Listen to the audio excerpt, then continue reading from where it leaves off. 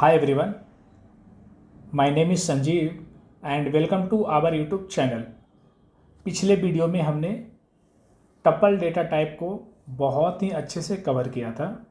आज के इस वीडियो में हम लोग सेट डेटा टाइप को बहुत ही डिटेल वे में देखने वाले हैं और उसके बहुत सारे एग्जांपल्स भी कवर करने वाले हैं। हम लोग ये भी देखेंगे कि सेट हमें क्या क्या फीचर प्रोवाइड करता है और क्या क्या मेथड्स भी प्रोवाइड करता है। तो चलिए शुरू करते हैं। तो सबसे पहले हम लोग एग्जांपल से स्टार्ट करते हैं कि सेट को हम लोग कंस्ट्रक्ट कैसे करते हैं। तो अगर मैं my set is equal to within a curly braces अगर मैं कोई आइटम्स दूँ 1, 2, 3, 4, तो this is the first way जिससे कि मैं सेट को कंस्ट्रक्ट कर सकता हूँ। ठीक है, तो syntax is similar to list and tuple. Difference ये है कि यहाँ पे हम लोग करली ब्रेसेस का यूज़ करते हैं। ठीक है, तो ये जो एग्जांपल है उसमें सारे आइटम्स जो हैं वो होमोजीनियस टाइप के हैं। क्योंकि आप सारे इंडेक्स पे आइटम्स को देखोगे तो वो इंटीजर क्लास का ऑब्जेक्ट है। ठीक है, अब सेकेंड वे होता है सेट कंस्ट्रक्ट करने का कि set from list is equal to set एक फंक्शन होता है जिसके अंदर मैं एक लिस्ट को पास कर दूंगा एज ए आर्गुमेंट। तो this is the second way जिससे कि मैं सेट को कंस्ट्रक्ट कर सकता हूँ। ठीक है, तो इस फंक्शन का आउटपुट होगा ये 1, 2, 3, 4। ये सारे डुप्लीकेट आइटम को रिमूव कर देगा और this will be the set. तो इधर भी सारे जो आइटम्स है वो होमोजीनियस टाइप के हैं, तो हम बोल सकते हैं कि ये जो सेट है वो होमोजीनियस है। थर्ड मेथड होता है जो सेट कंस्ट्रक्ट करने का, उसमें हम लोग एक एम्प्टी सेट क्रिएट करते हैं। Like this set function will return me empty set. उसके बाद मैं with the help of add function मैं मल्टीपल आइटम्स को ऐड कर सकता हूँ। ये 3 लाइन एग्जीक्यूट होने के बाद जो मेरा सेट होगा वो ऐसा होगा। माई सेट जो होगा वो एक सेट होगा जिसमें कि 2 आइटम्स होंगे विद द वैल्यू 10 एंड 15। ऊपर हमने जितने भी सेट देखा था वो होमोजीनियस थे। ठीक है, सेट हमें ये फीचर देता है कि हम लोग हेट्रोजीनियस टाइप का भी आइटम्स इंक्लूड कर सकते हैं। अगर my underscore set is equal to 10, 6.5 और इंडिया दूँ, जहाँ पे कि 0th इंडेक्स पे मेरे को इंटीजर क्लास का ऑब्जेक्ट है, फर्स्ट इंडेक्स पे फ्लोट क्लास का ऑब्जेक्ट है और सेकेंड इंडेक्स पे इंडिया एक स्ट्रिंग क्लास का ऑब्जेक्ट है, तो मैं इसको बोलूँगा कि ये हेट्रोजीनियस डेटा स्टोर करता है, इसीलिए एक हेट्रोजीनियस सेट है।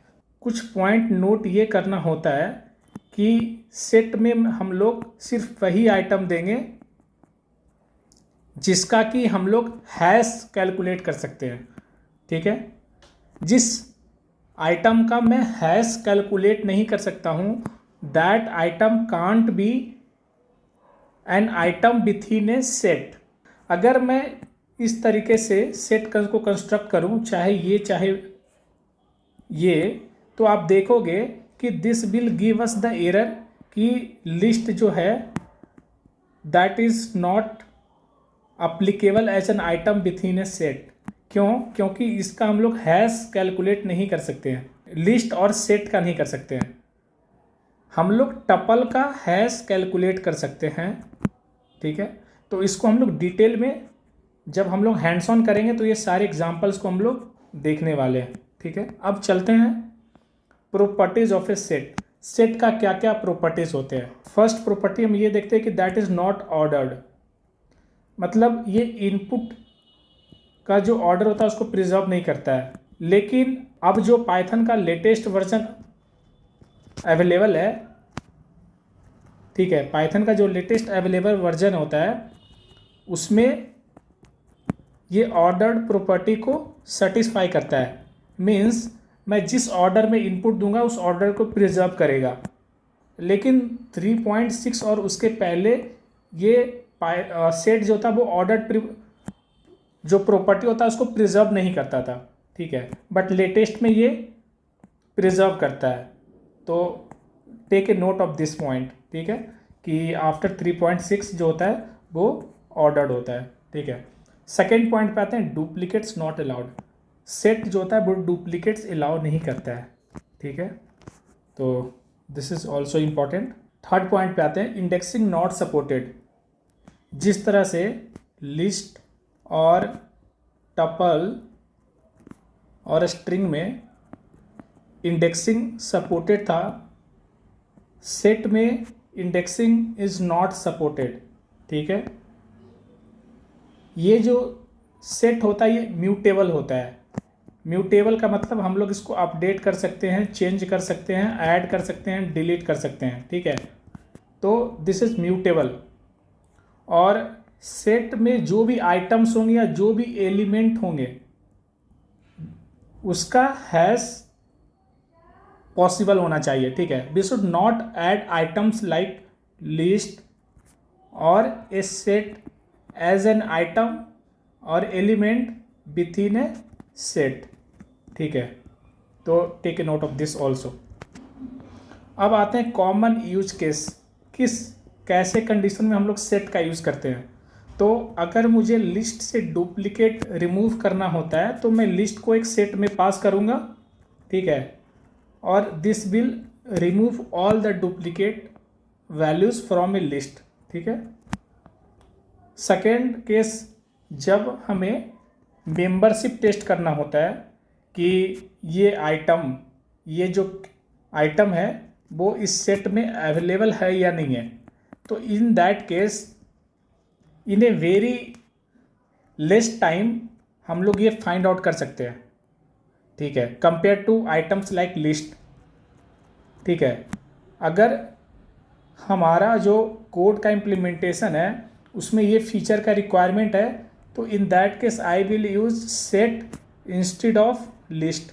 थर्ड यूज केस आता है मैथमेटिकल सेट ऑपरेशन। तो सेट में जो होते हैं हम लोग बहुत सारे ऑपरेशंस कर सकते हैं like union, intersection, difference, XOR, ये सारे ऑपरेशन जो होते हैं अलाउड होते हैं जो कि सेट को बहुत ज़्यादा पावरफुल बनाता है, ठीक है। अब हम लोग ये सारे ऑपरेशंस को देखते हैं कि क्या होता है। मैंने कुछ डायग्राम बनाए हैं आपको बेटर अंडरस्टैंडिंग के लिए। सेट में अगर कोई दो सेट है, अगर ए और बी एक सेट है तो क्या क्या फीचर हम लोग यूज़ कर सकते हैं ऑपरेशंस में। तो अगर मैं ए और बी दूं तो ये क्या करेगा कि ए के सारे आइटम्स और बी के सारे आइटम्स वो कंबाइन करके वो मुझे रिटर्न कर देगा, ठीक है। तो दिस इज, ये पार्ट एक्सक्लूसिव ए का पार्ट है, ये पार्ट एक्सक्लूसिव बी का पार्ट है और this part is common in both A and B. तो ये ऑल थ्री पार्ट को कंबाइन करके और डुप्लीकेट से रिमूव करके ये मुझे रिटर्न कर देगा और बोलेगा कि this is the output of A और बी। ए और बी को हम लोग ए यूनियन बी से भी इम्प्लीमेंट कर सकते हैं। दोनों में से कोई भी टेक्निक का यूज़ करके आप ए और बी का और कैलकुलेट कर सकते हो या और को यूनियन भी बोल सकते हैं हम लोग, ठीक है। अब आते हैं इंटरसेक्शन। इंटरसेक्शन को हम लोग एंड ऑपरेटर से भी रिप्रेजेंट कर सकते हैं, ए एंड बी। मतलब ऐसे कौन कौन से आइटम्स हैं जो ए में भी हैं और बी में भी है। अगर आप देखते हो तो ये सारे आइटम्स ए का भी पार्ट हैं और ये सारे आइटम्स बी का भी पार्ट हैं। तो ए एंड बी और या फिर ए इंटरसेक्शन बी मुझे ए और बी के कॉमन आइटम्स को रिटर्न करता है, ठीक है, ये वाला पार्ट। अब आते हैं ए एंड बी। तो इसमें क्या करना होता है, ए माइनस बी को हम लोग ए माइनस बी या फिर A dot difference of B से भी इम्प्लीमेंट कर सकते हैं। और ये फंक्शन क्या करता है, ए में जो भी आइटम्स हैं उससे बी के सारे आइटम्स हम लोग हटा देते हैं, है ना। लाइक ए में इतने आइटम्स हैं, ठीक है, ये सारे आइटम्स ए में हैं। अब मैं क्या करूँगा, इसमें से ए में से जो भी आइटम्स बी का पार्ट हैं, ये सारे आइटम्स बी का पार्ट हैं, तो उसको मैं हटा करके और जो रिमेनिंग एक्सक्लूसिव ए का आइटम्स होगा उसको मैं रिटर्न कर दूंगा, है ना। तो ये वाला पार्ट एक्सक्लूसिव ए का पार्ट है, इसको मैं रिटर्न कर दूंगा ए माइनस बी में। अब आते हैं हम लोग नेक्स्ट, सिमेट्रिक डिफरेंस ए, सिमेट्रिक डिफरेंस बी, ठीक है। तो इसको हम लोग ए और इसको हम लोग बोलते हैं एक्सॉर ऑपरेशन बोलते हैं, ए एक्सॉर बी।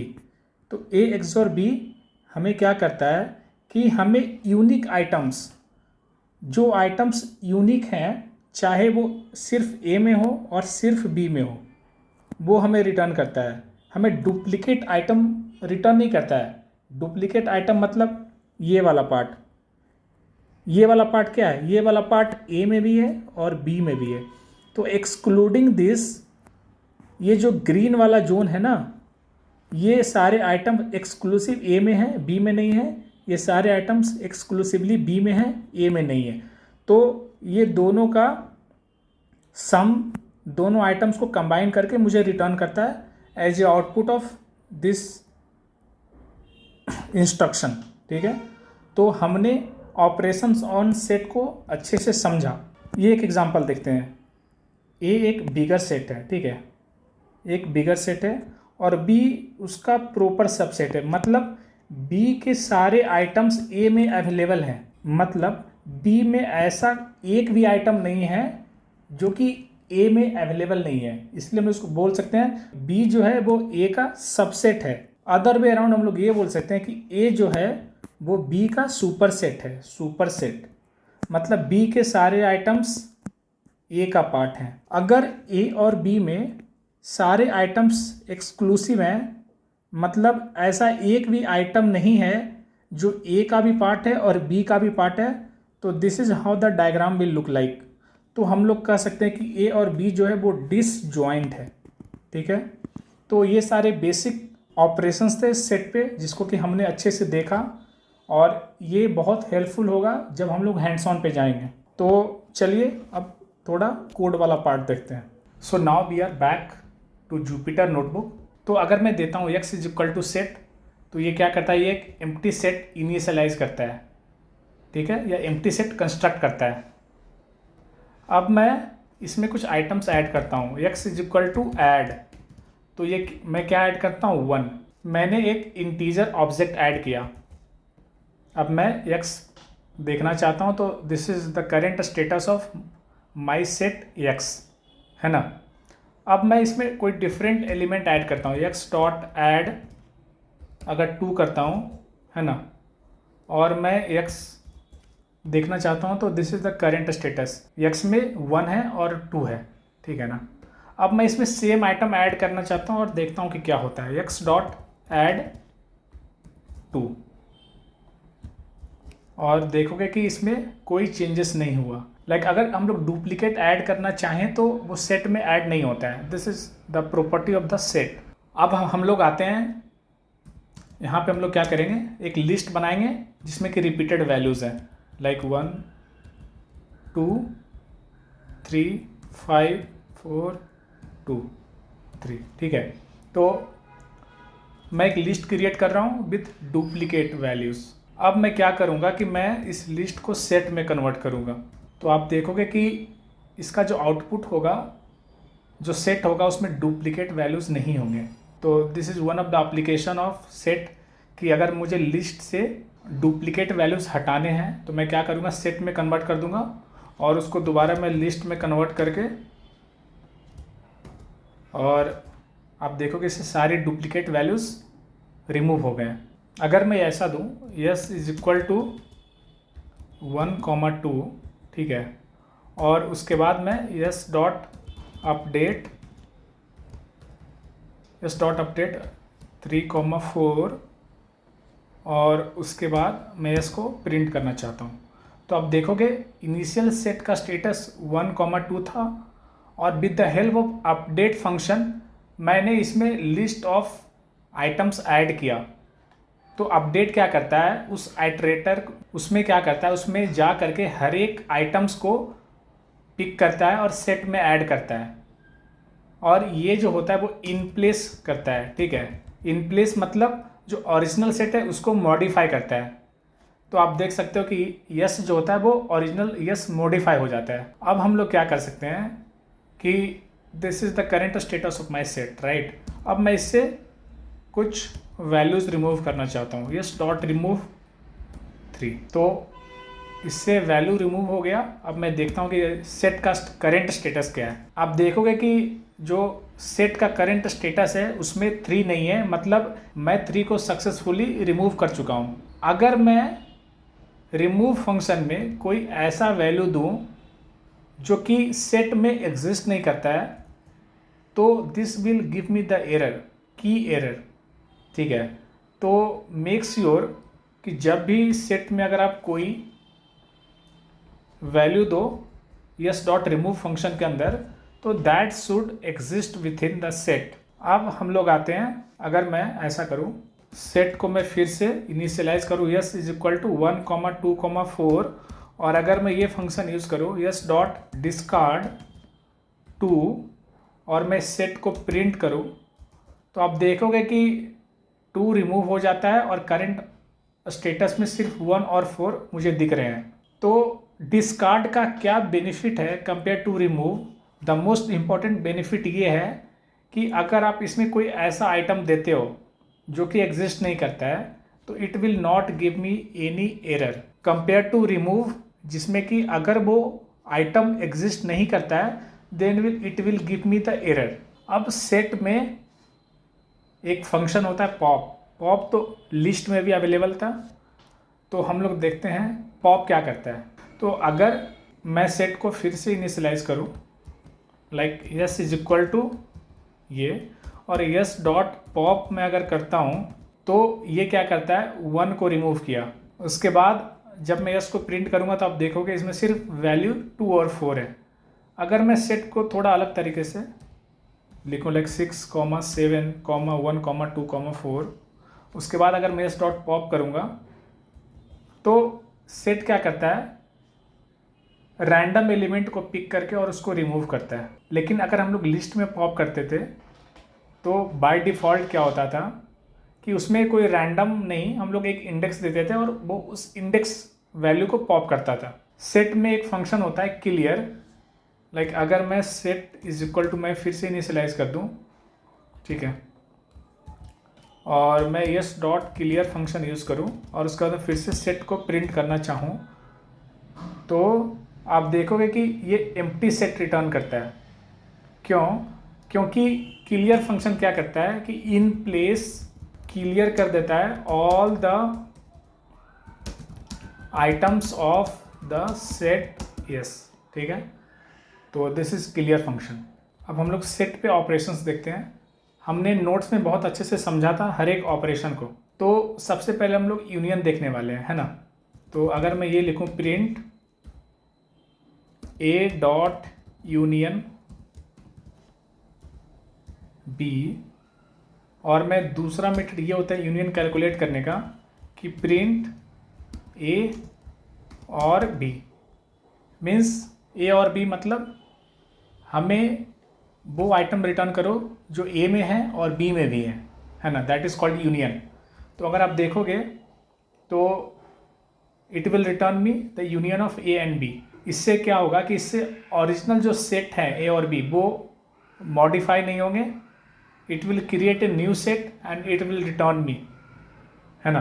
तो this is the union operation. अब आते हैं नेक्स्ट इंटरसेक्शन ऑपरेशन पे, ठीक है।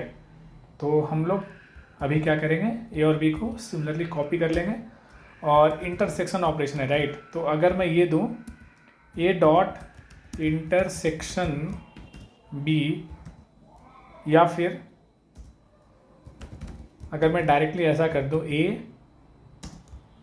एंड बी, तो ए एंड बी मतलब वो सारे आइटम्स जो ए में भी हैं और बी में भी हैं, या फिर इंटरसेक्शन बोल सकते हो। तो आप देखोगे कि 2 और 3 दोनों में कॉमन था, तो चाहे आप ये स्टेटमेंट का यूज़ करो ए डॉट इंटरसेक्शन, या डायरेक्टली %, से आप इंटरसेक्शन कैलकुलेट करो, both will give the same output. अब हम लोग नेक्स्ट आते हैं डिफरेंस। तो अगर मेरा ए है 1, 2, 3 एंड बी है 2, 3, और अगर मैं ये प्रिंट करूं A dot difference of B, या फिर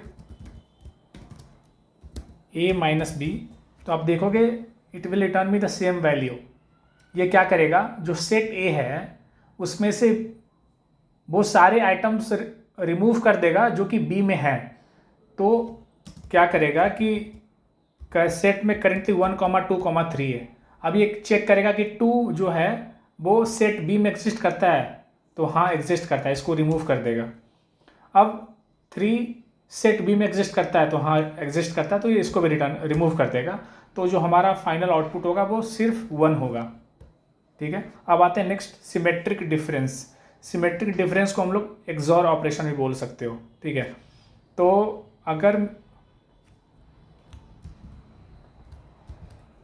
सेट ए मेरा 1,2,3 है और सेट बी मैं ऐसा कंसिडर करूँ लाइक 3,4 और मैं प्रिंट करूँ print A dot symmetric difference B या फिर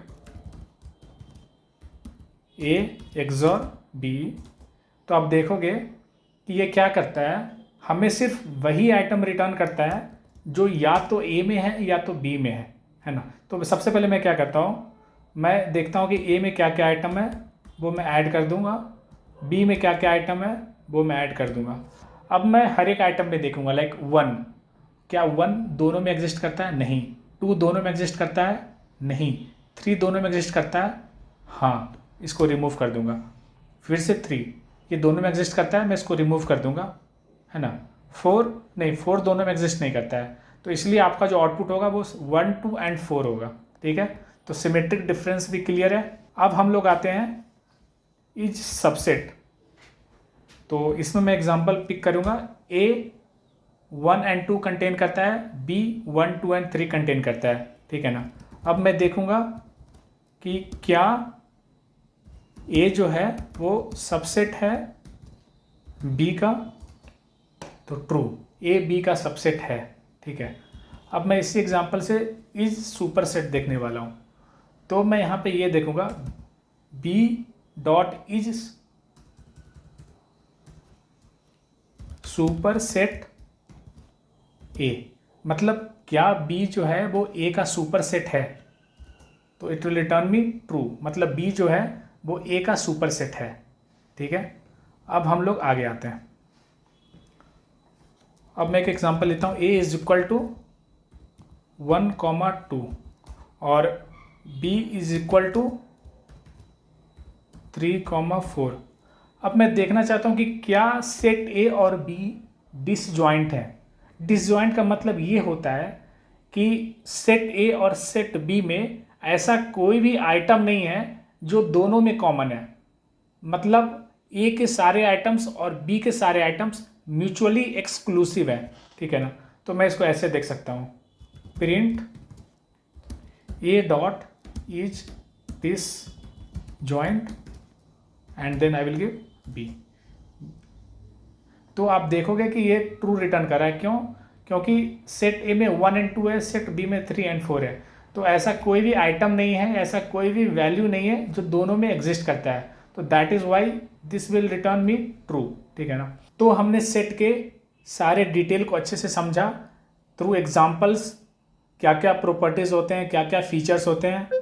सेट के लिए बस इतना ही, और नेक्स्ट लेक्चर में हम लोग डिक्शनरी डेटा टाइप को बहुत ही डिटेल वे में स्टडी करने वाले हैं।